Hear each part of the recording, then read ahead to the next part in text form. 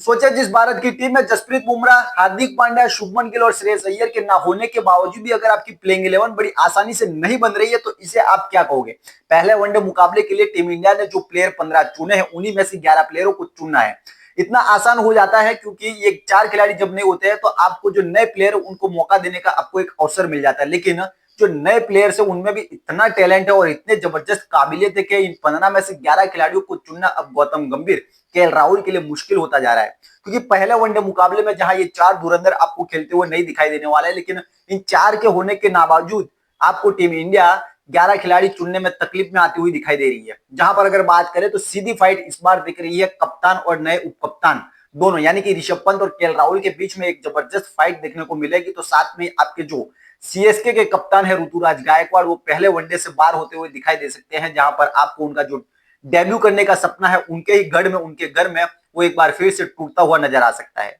इस खिलाड़ी ने अभी तक भारत के लिए 6 वनडे मुकाबले खेले हैं, ठीक है। उसमें से अगर बात करें तो ये अगर प्लेइंग 11 में आते हैं तो वो किसकी जगह पर आ सकते हैं उसकी भी बात करेंगे। लेकिन साथ में इस बार बात करते हैं ऋषभ पंत और साथ में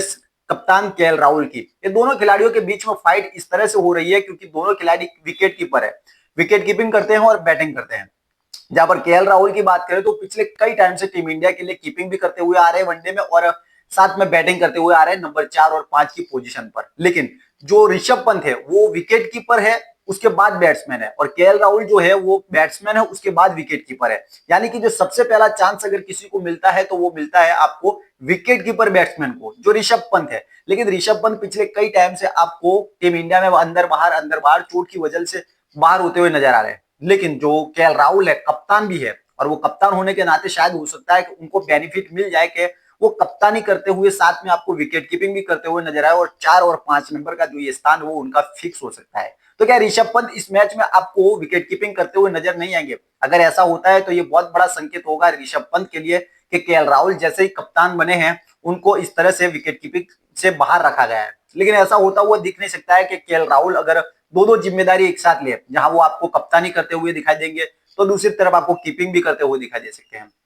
गौतम गंभीर का जिस तरह सा नजरिया है वो देखते हुए लगता है कि कीपिंग में तो जो एज यूजुअल आपको दिखाई दे सकता है ऋषभ पंत, लेकिन साथ में आपको वो कप्तान भी है तो टीम को उनको अगर कुछ ज्यादा तकलीफ ना हो उस वजह से हो सकता है कि इनको कीपिंग कराई जाए, केएल राहुल को नंबर 4-5 दिया जाए और साथ में कप्तानी तो वो कर रहे हैं। लेकिन अब इस दोनों खिलाड़ियों के बीच में एक ऐसा और खिलाड़ी है जिसका जो सपना था रांची में अपना गढ़, जो सीएसके के कप्तान है ऋतुराज गायकवाड़, उनका ये जो गढ़ है चेन्नई अपने गढ़ में खेलती है, लेकिन वहां पर ये पहला वनडे मुकाबला होना है। लेकिन उसके पहले इनके लिए एक खतरे की घंटी है कि अगर ये टीम में आते हैं तो किस खिलाड़ी की जगह पर आएंगे, क्योंकि 15 खिलाड़ी तो चुन लिए है टीम ने, लेकिन 15 में इनकी जो परफॉर्मेंस है उसी परफॉर्मेंस की वजह से ये टीम इंडिया की प्लेइंग 11 में आने के लिए तैयार है, जिसकी वजह से उन्होंने 15 में एंट्री पा ली है। लेकिन ये 15 में एंट्री पाने के लिए इन्होंने जो साउथ अफ्रीका के सामने एक शतक लगाया था, एक अर्धशतक लगाया था, उसकी वजह से टीम इंडिया में इनकी एंट्री हुई है। लेकिन क्या ये खिलाड़ी आपको प्लेइंग 11 में खेलता हुआ दिखाई दे सकता है, जहां पर आपके पास एक से बढ़कर के एक प्लेयर है और ये टॉप ऑर्डर का बैट्समैन। लेकिन टॉप ऑर्डर तो टीम इंडिया का एकदम पूरे पूरा भरा हुआ है, जहां पर आप अगर स्टार्टिंग की बात करें तो आपको यशस्वी जायसवाल के साथ रोहित शर्मा दिखाई देंगे, ठीक है। उसके बाद 3 नंबर पर कोहली, इन तीनों को तो कोई हटा ही नहीं सकता। अब नंबर 4 की बात है, नंबर 4 पर आपको तिलक वर्मा मिलेंगे, तिलक वर्मा आपको मिलेंगे तो फिर ये इनकी जगह कहां बनती है?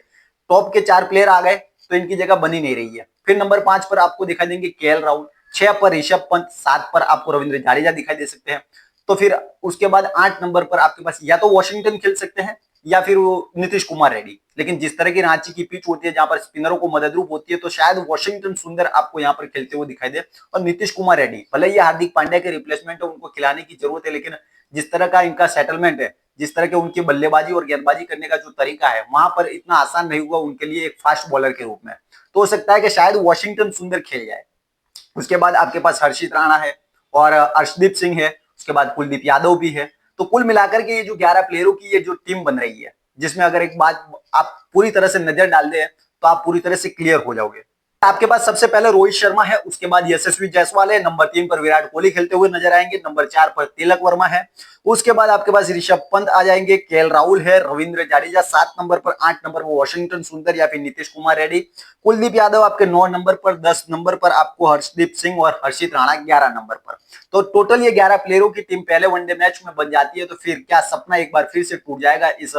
सीएसके के कप्तान का जो सपना देख करके आए थे कि मेरा जो डेब्यू होगा, जो हमारी रांची हमारा गढ़ है वहां पर होने का जो सपना है खेलने का, वो एक बार फिर से टूट सकता है। दूसरे वनडे तीसरे वनडे के लिए इनको इंतजार करना पड़ेगा, लेकिन एक बार फिर से इनके लिए ये मुश्किल है कि टीम में पहले तो 15 में नहीं आते थे, अब 15 में आ गए, तो 11 में आने के लिए अब इतने सारे आगे प्लेयर खड़े हैं कि इनकी जगह नहीं बन रही है। तो दूसरी तरफ विराट कोहली और रोहित शर्मा भी इस मैच के लिए तैयार है, जहां 2027 के वर्ल्ड कप की आपको तैयारी करते हुए दिखाई देंगे। और टीम इंडिया जो टेस्ट मैच का जो बदला आप लेने के लिए मैदान में उतरेगी, जहां 2-0 से हराया हमको साउथ अफ्रीका ने पहली बार इतिहास में 25 सालों के बाद, उसका भी बदला लेने के लिए रोहित शर्मा और विराट कोहली निकलेंगे। तो नए कप्तान केएल राहुल भी आपको जबरदस्त तरीके से बैटिंग और कीपिंग करते हुए अगर नजर आए, और उनकी बैटिंग और कीपिंग की बात करें तो साथ में कप्तानी की भी बात करना जरूरी है, क्योंकि कप्तानी में उन्होंने अभी तक 12 मैचेस खेले, 8 मैचों में जिताई है, तो सिर्फ में 4 मैचों में ऐसे हुआ है कि जहां पर टीम को हार मिली है। तो नया कप्तान है, नया उप कप्तान है, आपको एक्सपीरियंस मिलेगा रोहित विराट का, और साथ में आपको